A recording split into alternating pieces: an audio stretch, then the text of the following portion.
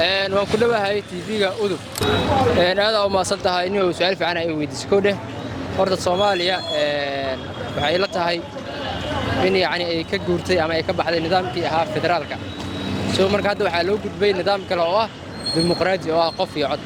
marka ahaan waxay la tahay aragtida inay yani dhici karto waayo wax walba waa possible mugtaa waa macquul marka inay dhici karto ay la tahay horta sababtan ku sheegay horta waxa waaye horta xamar ama muqdisho horta waa gobol waa safe koode gobolada qaar sidoo kale waa safe waayana gacanta dawladda ku jiraan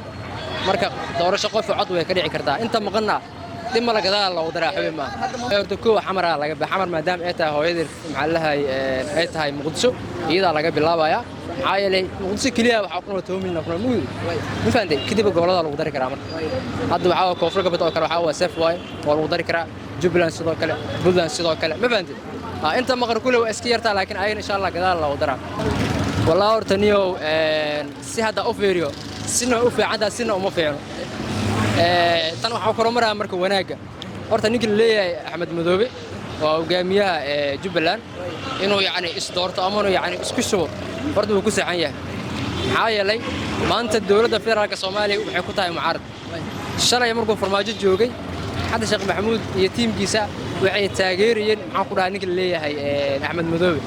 maanta marka inay mucaarad ku noqdaan aad ugu qaldin ani macna aragti ahaan marka ninkaas inuu maanta isdoorto oo xilwaano soo saarto oo asna loo codeeyo uu ku saxan yahay